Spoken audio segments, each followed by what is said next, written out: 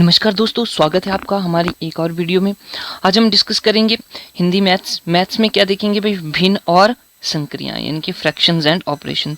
तो fractions P by Q में हमारे पास फ्रैक्शन होती है, तो उन्हीं के बारे में चर्चा करेंगे। कितने प्रकार की भिन्स होती हैं, कैसे कैसे उनको सॉल्व किया जाएगा भाई, ऐड किया जाएगा और सब्ट्रैक्ट किया जाएगा, मल्टीप्लिकेशन एंड डिवीजन। तो ये बेसिक सी बातें हैं, आप सभी के लिए इंपॉर्टेंट रहेंगी। जितने भी एग्जाम में एक मैथ्स जहाँ पे पूछा जाता है ना, और सबसे ज़्यादा इम्पोर्टेंट रहेगा आपके हिमाचल प्रदेश जेबीटी टेट के लिए। ठीक है, तो उसी के लिए ये वीडियो लेके आए हैं। और थोड़ी सी जानकारी और जान लेते हैं भाई यहाँ पे। तो देखो, हमारा ये जो ऑनलाइन बैच है वो शुरू हो गया है। ठीक है, आपको बता दिया जाए कि ये ऑनलाइन बैच रहेगा जिसमें कि आपके कौन कौन सी स्ट्रीम, आर्ट्स, जेबीटी, मेडिकल और नॉन मेडिकल स्ट्रीम की बात की जाएगी। इन तीनों के लिए क्लासेस अवेलेबल हैं भाई। सारे के सारे 5 के 5 सब्जेक्ट्स आपके कवर करवाए जाएंगे। ठीक है, और इसकी वैलिडिटी कब तक रहेगी भाई, टिल एग्जाम तक रहेगी।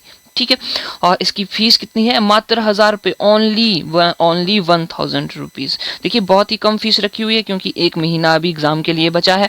तो उसी को देखते हुए 1000 फीस है, जिसमें कि सारे के सारे पांचों के पांचों सब्जेक्ट्स कवर करवाए जाएंगे। और देखिएगा, और क्या क्या आपको लाइव क्लासेस मिलेंगी। ठीक है, रिकॉर्डेड क्लासेस भी मिलेंगी। ठीक, PDF नोट्स मिलेंगे। हाँ जी, बिल्कुल ठीक बात है।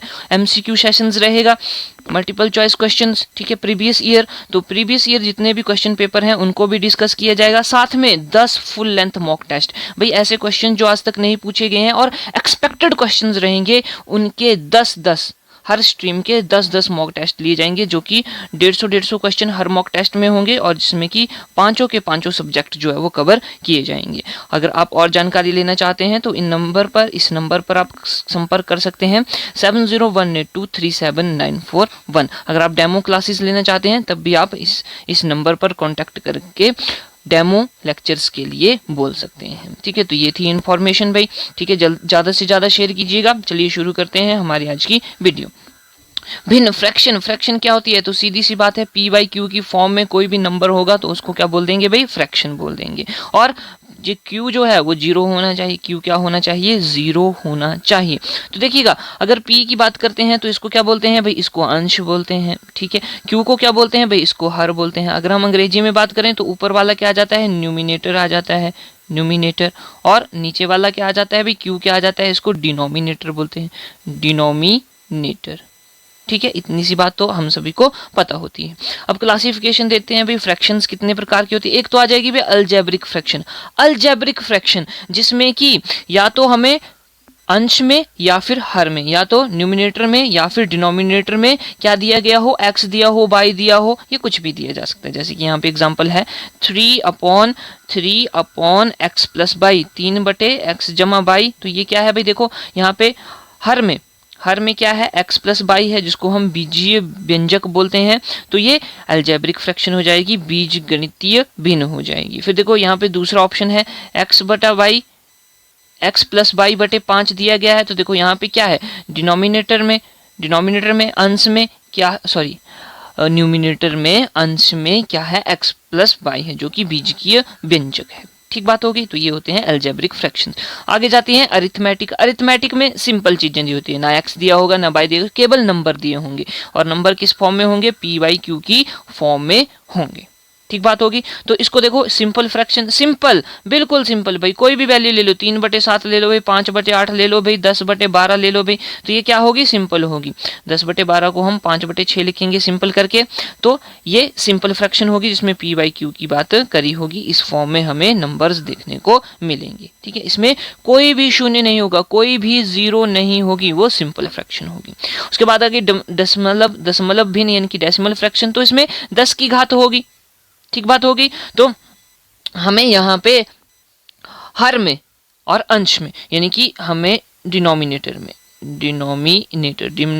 में 10 की घात पावर मिलेगी, 10 की पावर मिलेगी, या 10 भी हो सकता है। यानी कि यहाँ पे सीधी सी बात है कि दशमलव में चीजें होंगी। जैसे कि यहाँ पे एग्जांपल दिया गया है 7/10।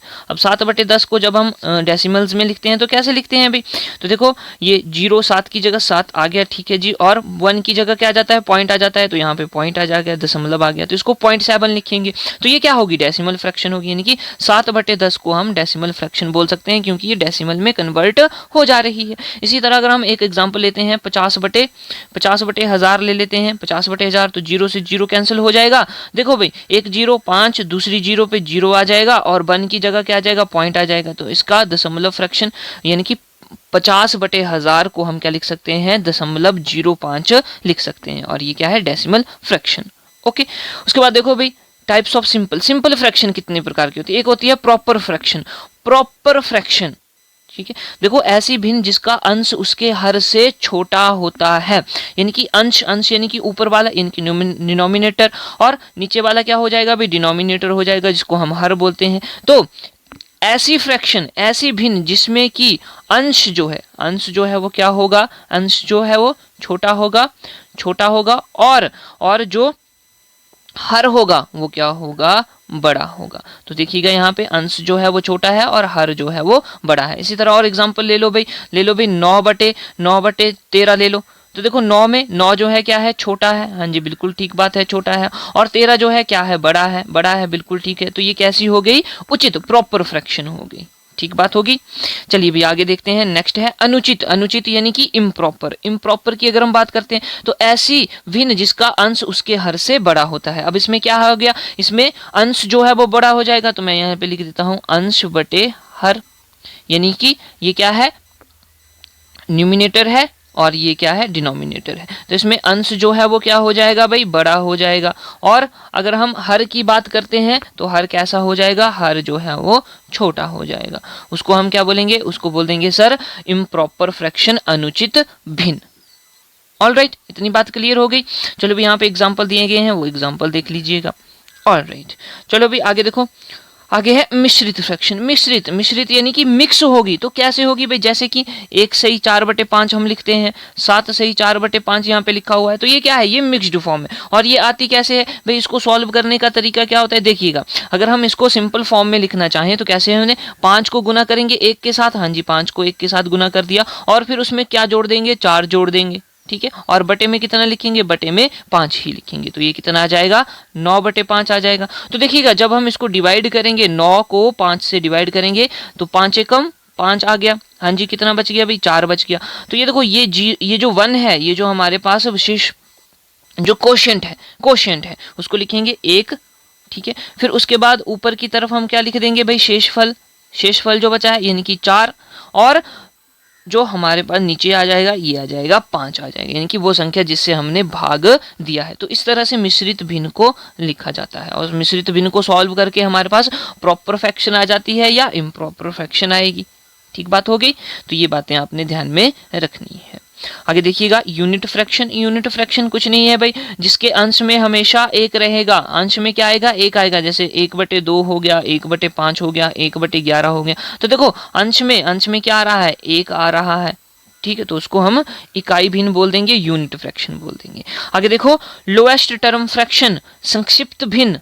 लोएस्ट किसी भी भिन्न अंश तथा हर दोनों परस्पर अभाज्य हो, दोनों क्या हो, अभाज्य, तो उसे संक्षिप्त भिन्न कहते हैं। जैसे कि मान लीजिए यहाँ पे 5/7 दिया है, तो 5 भी भाई किसी से डिवाइड नहीं हो रहा है, 7 भी किसी से डिवाइड नहीं हो रहा है। और जब भी हम फ्रैक्शन को डिवाइड करते हैं या फ्रैक्शन को सिंपल फॉर्म में लिखते हैं, तो हमारे पास जैसे कि 2/4 है, तो ये दोनों के दोनों एक ही नंबर से डिवाइड होने चाहिए। जैसे कि ये 2 से हो गया और ये भी 2 से, तो 1/2 आ जाएगा इसका आंसर।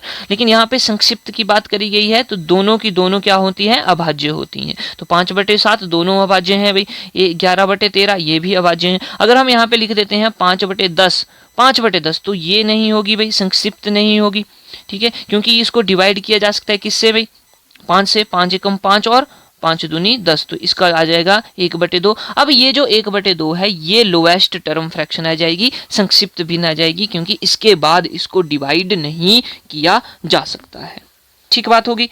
उसके बाद है रेसिप्रोकल। तो रेसिप्रोकल में क्या होता है, उल्टा कर देना होता है, जिसको हम व्युत्क्रम भिन्न भी बोलते हैं, व्युत्क्रम भिन्न। इसमें क्या होता है, जैसे कि मान लीजिए 2/3 बोला कि 2/3 का व्युत्क्रम भिन्न लिखो या रेसिप्रोकल लिखो। तो क्या लिखेंगे भाई, इसको उल्टा कर देंगे, 3/2 आ जाएगा इसका आंसर। क्या कर देना है, उल्टा कर देना है, उल्टा, ठीक बात होगी, वो आगे रेसिप्रोकल फ्रैक्शन। आगे है वितत भिन्न, वितत भिन्न यानी कि कंटिन्यू फ्रैक्शन। तो देखो यहाँ पे कंटिन्यू चल रही है, सॉल्व भी नहीं हो रही है। देखो 2/2 जमा 2/1, फिर से आ रहा है 1/5 4 जमा, इस तरह से आ रही है। तो देखो ये कंटिन्यूटी में चल रही है, तो इसको हम क्या बोल देंगे, इसको हम कंटिन्यूड फ्रैक्शन या वित भिन्न बोल देंगे। ठीक बात होगी। आगे देखो भाई कंपाउंड फ्रैक्शन। कंपाउंड फ्रैक्शन वो भिन्न जिसके अंश या हर दोनों भिन्न होते हैं, यानी कि अलग अलग होते हैं, उसको कंपाउंड फ्रैक्शन। देखिएगा एग्जांपल यहाँ पे, ये देखिएगा, ये देखो भाई 1/3, फिर बटे में फिर से 4 लिख दिया, इसको बोलते हैं कंपाउंड। ठीक है, फिर यहाँ पे एग्जांपल है 5/7, फिर बटे में क्या लिख दिया, 3 लिख दिया। तो इस तरह की जितनी भी फ्रैक्शंस होंगी उनको क्या बोलेंगे, कंपाउंड बोलेंगे, संयुक्त भिन्न बोलेंगे। ठीक बात हो गई। आगे देखो भाई मैथमेटिकल ऑपरेशन, तो एडिशन करना है भाई, तो भिन्नों का एडिशन, फ्रैक्शन का एडिशन। तो यहाँ पे एग्जांपल दिया है, हम अपना एग्जांपल लेते हैं 3/4 प्लस 5 4 7/5 प्लस 3 नहीं, यहाँ पे ले लेते हैं 5/4। ठीक है, अब इसको हमने सॉल्व करना है भाई। सॉल्व कैसे करेंगे, तो सबसे पहले एलसीएम लेना पड़ेगा। तो जो भी जितने भी हमारे पास हर होंगे उन सभी का एलसीएम लेना पड़ेगा। तो एलसीएम लेंगे भाई 4 का 5 का, और 4 का एलसीएम कितना आ जाएगा सर, ये तो एलसीएम आ गया हमारे पास 20 एलसीएम आ गया भाई। अब देखो अब क्या करना होता है, तो देखिएगा ध्यान से देखिएगा। अब पहली फ्रैक्शन लेनी है, ठीक है जी, पहली फ्रैक्शन में जो भी हमारे पास नंबर हर में होगा यानी कि डिनोमिनेटर में होगा, उसको डिवाइड करना होता है जो हमारा एलसीएम आया। तो इसको डिवाइड करेंगे भाई, एलसीएम को डिवाइड करेंगे किसके साथ, 4 के साथ। और जो भी आंसर आएगा उस आंसर को हमने गुणा कर देना होता है, जो ये टर्म होती है जो अंश में दी गई है। तो इसको 5 गुणा 3 कर देंगे। फिर उसके बाद दूसरी टर्म के पास जाओ भाई, दूसरी टर्म के पास चलेंगे, इसमें भी सेम यहाँ पे करना है। तो 5 है और यहाँ पे एलसीएम 20 है, तो 20 को भाग देना है 5 से। जो भी हमारे पास आंसर आएगा उसको हमने गुणा कर देना है किसके साथ, उस फ्रैक्शन के अंश के साथ। तो यहाँ पे 4 गुणा 7 आ जाएगा। फिर उसके बाद नेक्स्ट फ्रैक्शन पकड़ो भाई, नेक्स्ट के साथ भी ऐसे करना है। तो यहाँ पे 4 है, तो 20 को 4 से भाग देना है, तो आ जाएगा 5, और ये 5 आ गया, इस 5 को गुणा कर देना है उस फ्रैक्शन के, उस भिन्न के अंश के साथ। तो ये आ जाएगा भाई कितना, 5 गुणा 5। ठीक बात होगी। अब इसको सॉल्व करेंगे तो ये 15 आ जाएगा, जमा 7 चौके 28 आ जाएगा, और 25/20। जब हम इसको सॉल्व करेंगे तो हमारे पास क्या हो जाएगा, उन फ्रैक्शंस का, उन सभी फ्रैक्शंस का एडिशंस हो जाएगा।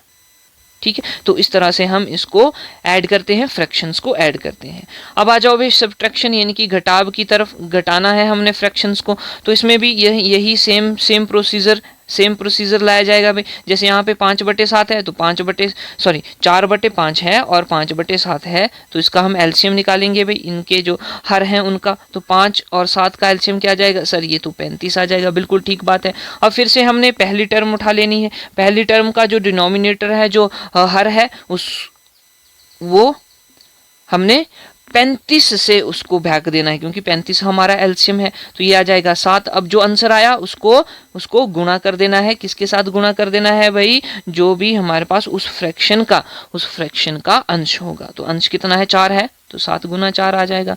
फिर अब बीच में माइनस है, तो भाई माइनस साइन लगा दो। ठीक है, प्लस साइन होगा तो प्लस साइन लगा देंगे। अब देखो फिर से आगे वाली टर्म ले लेते हैं। आगे वाली फ्रैक्शन में देखो यहाँ पे अंश में 5 है और हर में 7 है, तो 35 को भाग देंगे 7 से, कितना आ जाएगा भाई, 5 आ जाएगा। अब ये जो 5 आया इसको गुणा कर देंगे किसके साथ, जो उस फ्रैक्शन का अंश होगा या न्यूमिनेटर होगा। तो इसको 5 गुना 5 आ जाएगा भाई। इसको सॉल्व करेंगे तो कितना आएगा, 7 चौके 28 माइनस 25 अपॉन में 35/35। जब हम इसको सॉल्व करेंगे तो ये 3/35 आ जाएगा। वही हमारा आंसर हो गया भाई। ठीक है, तो इस तरह से हम सब्ट्रैक्ट करते हैं भिन्नों को। उसके बाद आ जाएगा मल्टीप्लाई। तो मल्टीप्लाई करने के लिए, मल्टीप्लिकेशन गुणा करने के लिए सिंपल सी बात, 1/3 गुणा 3/5 गुणा 5/6। इस तरह से तो देखो उस नीचे वाली टर्म को और ऊपर वाली टर्म को क्या करना है, गुणा करना है सीधा। 1 गुणा 3 गुणा 5/3 गुणा 5 गुणा 6।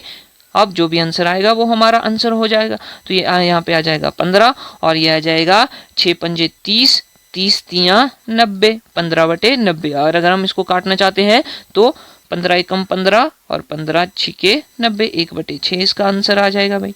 ठीक है, तो सिंपल तरीके से गुणा करना है। आगे भाई डिवीजन भाग कैसे करना है, तो भाग के लिए आपको पता है ये वाला साइन होता है। तो ध्यान में बात रखनी है कि जब भी हमारे पास हमने भाग करना है किसी भी भिन्न को, किसी भी दो भिन्नों को, तो कैसे करेंगे। यहाँ पे एग्जाम्पल है 4/5 भाग 6/7। तो देखिएगा यहाँ पे क्या होगा, अब ये जो डिवाइड है इसकी जगह हमने कौन सा साइन लगाना है, गुना का साइन लगाना है, मल्टीप्लाई का। तो 5/4 गुना, और जो भी डिवाइड के बाद वाली भिन्न होगी, फ्रैक्शन होगी, उसको क्या कर देना है, उल्टा कर देना है। क्या कर देना है, उल्टा कर देना है, रेसिप्रोकल। तो ये 7/6 आ जाएगा। जब हम इसको सॉल्व करेंगे तो कितना आंसर आ जाएगा भाई, 7 दूनी 14, 5 3 15, 14/15 यहाँ पे आंसर आ जाएगा। इसी तरह और भी एग्जाम्पल है यहाँ पे देखो, 4/5 भाग 6/7 भाग 8/6 भाग 4/5। अब इसको सॉल्व करना है तो देखो 4/5 ऐसे लिखेंगे। अब इसके बाद डिवाइड है तो डिवाइड की जगह गुणा लग जाएगा और अगली वाली टर्म जो है वो बदल जाएगी, तो इसको हम 7/6 लिखेंगे। फिर उसके बाद फिर से गुणा लगाएंगे और अगली वाली टर्म को फिर से उल्टा कर देंगे, 6/8 कर देंगे। उसके बाद भाई डिवाइड है तो गुणा लगाएंगे और अगली वाली टर्म को फिर से क्या कर देंगे, उल्टा कर देंगे। तो ये 5/4 आ जाएगा।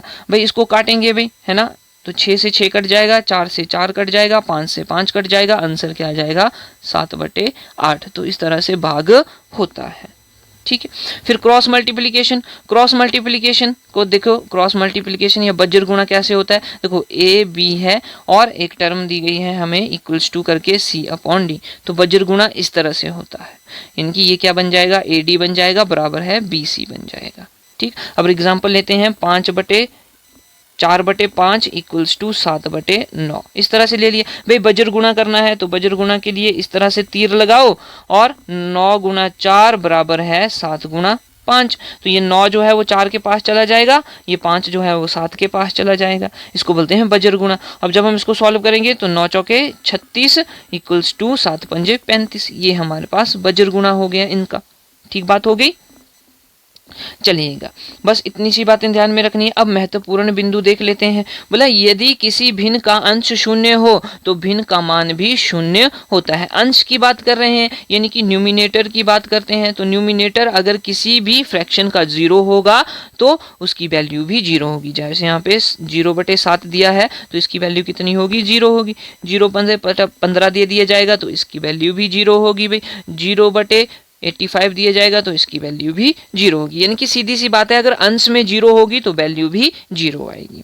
उसके बाद है, अगर किसी शून्य का किसी भिन्न का जो डिनोमिनेटर है यानी कि हर है वो शून्य होगा तो क्या बोलेंगे। तो देखो यहाँ पे 3/0 बोला है तो इसका आंसर क्या हो जाएगा, इनफाइनाइट हो जाएगा, अनंत हो जाएगा, अनंत। ठीक है, अनंत, इनफिनाइट। तो चाहे 9/0 ले लो भाई, 15/0 ले लो भाई, 30/0 ले लो भाई, कुछ भी ले लो तो ये क्या वैल्यू आ जाएगी, इनफाइनाइट आ जाएगी। ठीक बात होगी।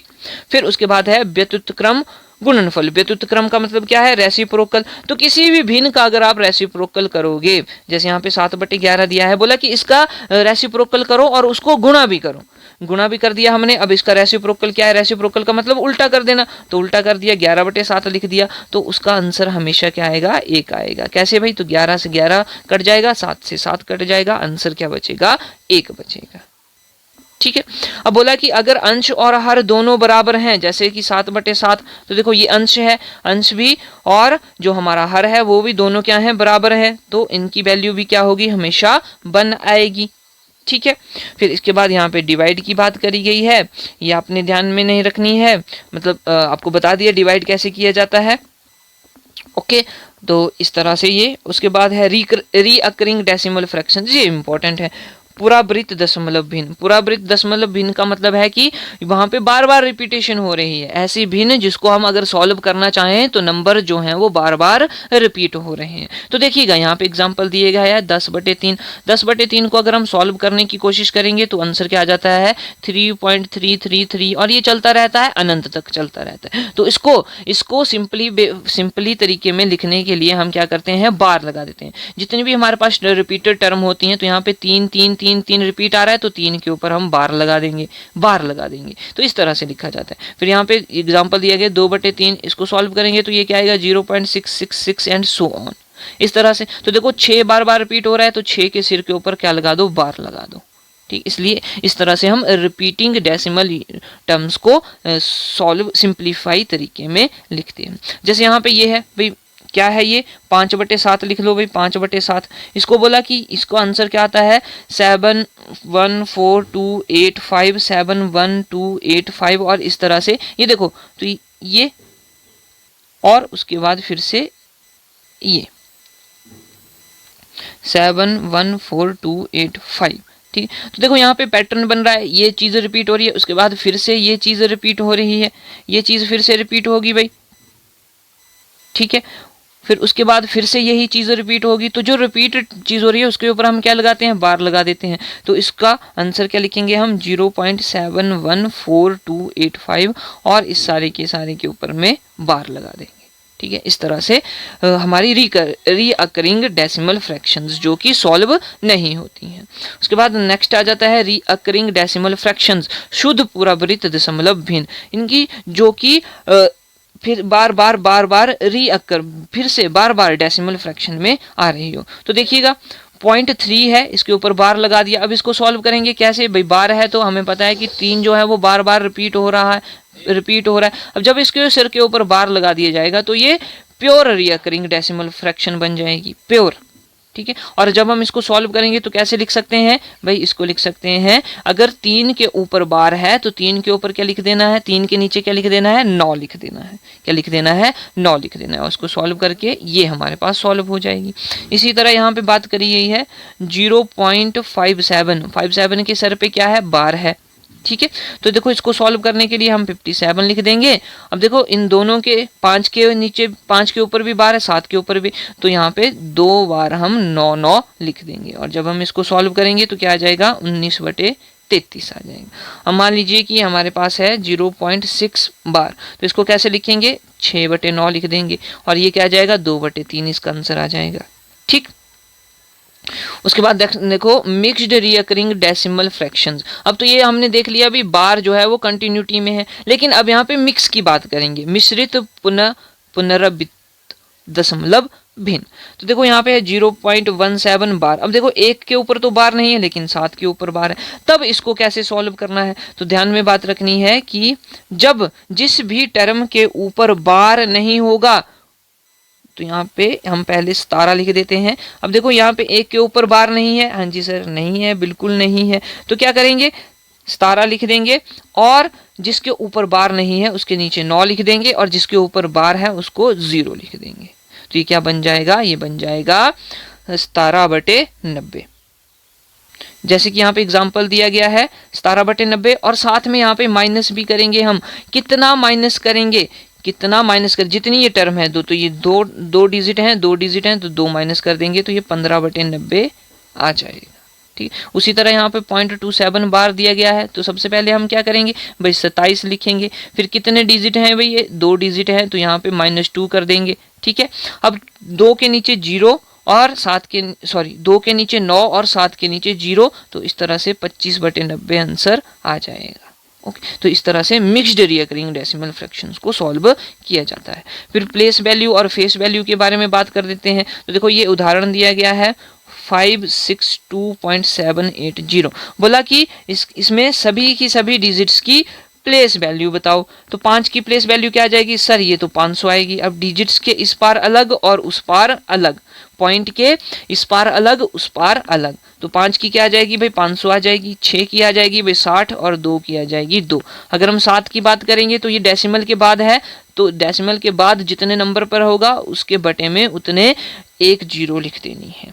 7/10 80, 8 में क्या आ जाएगा भाई 8 की आ जाएगी भाई 7 की क्या आ जाएगी 7/10 आ जाएगी, ठीक है, क्योंकि ये पहले नंबर पर है। 8 की क्या आ जाएगी 8/10 आ जाएगी क्योंकि ये दूसरे नंबर पर है। और 0 जो है 0 की क्या आ जाएगी 0/100, जिसको हम 0 ही लिखेंगे, ठीक बात होगी। एक और एग्जांपल ले लेते हैं 545/212। 212। 5 की क्या आएगी 500 आएगी, 4 की 40 आएगी, 5 की 5 ही आएगी। अब आगे देखो भाई नेक्स्ट है 2 की क्या आएगी सर 2/10 आ जाएगी, बिल्कुल ठीक है। 1 की 1/100 आ जाएगी, बिल्कुल ठीक बात है। और 2 की 1/100 आ जाएगी। तो इस तरह से हम प्लेस वैल्यू को लिखते हैं डेसिमल फ्रैक्शन में। ठीक बात हो गई। आगे है भाई जोड़ कैसे करना है डेसिमल को। तो देखो यहाँ पे 43 दिया गया है प्लस 7/35 प्लस 0.427। अब इसको कैसे सॉल्व करना है। तो देखो डेसिमल के नीचे डेसिमल लगा देना है, बाकी की बाकी चीजें ऐसे ही रहने देनी है। तो यहाँ पे 43 है, 43 के पास कोई डेसिमल नहीं है, तो हम इसको इस तरह से लिख सकते हैं 43.00। उसके बाद 7 आ गया, तो देखो डेसिमल के नीचे डेसिमल लगा दो, 7 डेसिमल के पहले लिख दो भाई 35, बाद में 35 लिख दो। उसी तरह यहाँ पे पॉइंट लगा दो भाई डेसिमल 0.427। इसको सॉल्व करेंगे, डेसिमल के नीचे डेसिमल ही लगाना है, बाकी प्लस जैसे हम करते हैं वैसे ही करना है।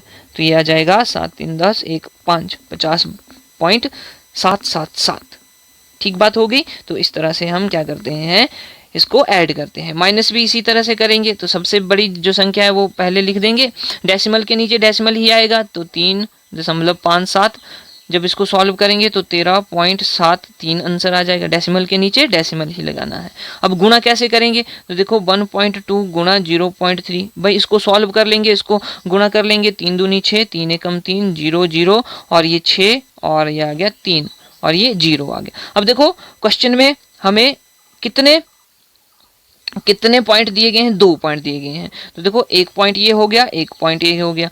यहाँ पे भी 1 पॉइंट के बाद 1 पॉइंट के पहले 1 डिजिट के पहले पॉइंट है, और यहाँ पे भी 1 डिजिट के पहले, तो टोटल कितने हो गए 2 डिजिट के पहले पॉइंट। तो हमने क्या करना है 2 डिजिट के पहले पॉइंट लगा देना है, तो 0.36। ठीक है, जिस तरह पे यहाँ पे एग्जाम्पल दिया है 1.75 × 10। ठीक है, इसको सॉल्व करेंगे तो ये आ जाएगा 1750। अब देखो यहाँ पे क्वेश्चन में 2 के पहले डिजिट है, देखो 2 डिजिट्स के पहले दशमलव है, पॉइंट है, तो यहाँ पे भी हम 2 के पहले लगा देंगे, तो ये आ जाएगा 17.50।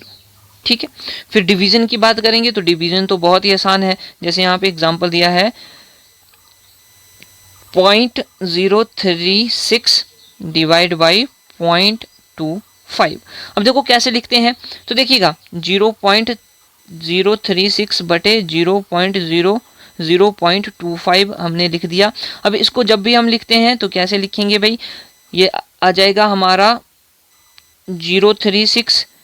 अब 1 की जगह, पॉइंट की जगह हम 1 लगा देंगे, पॉइंट की जगह क्या लगा दिया सर 1 लगा दिया, बिल्कुल ठीक बात है 1 लगा दिया। और बाकी जितनी भी डिजिट्स होंगे उनकी जगह 0 लगा देंगे, तो 0.036 को ऐसे लिखेंगे। उसके बाद बात आ जाती है भाई ये जो है 0.25, तो देखो यहाँ पे लिख दो 25। और अब 25 को कैसे लिखेंगे हम, 0.25 को कैसे लिख सकते हैं 25 अपॉन पॉइंट की जगह 1 आ जाएगा, और बाकी जितने भी डिजिट हैं उनकी जगह 0 आ जाएंगी। तो यहाँ पे ये नीचे है तो ऊपर की तरफ 100 लिख देंगे। जब इसको सॉल्व करेंगे तो हमारे पास आंसर आ जाएगा भाई। तो देखो 2 0 से 2 0 कैंसिल हो गई, तो ये 36/250 बन गया। इसको सॉल्व करेंगे तो 1.44 आंसर आ जाएगा। जब हम इसको सॉल्व करेंगे तो क्या आ जाएगा, ये 0.144। ठीक है, तो इस तरह से डिविजन्स होते हैं। ठीक, उम्मीद करता हूँ कि आपको ये चीज़ें समझ में आई होंगी। भाई एक ओवरव्यू सा था, जर्नल सा ओवरव्यू है। आगे जब क्वेश्चन सॉल्व करेंगे, जब हम मैथमेटिक ऑपरेशंस करेंगे, तो वहाँ पे ये सारी की सारी चीज़ें यूज़ होंगी। तो आज की वीडियो में इतना ही, मिलते हैं नेक्स्ट वीडियो में। जय हिंद।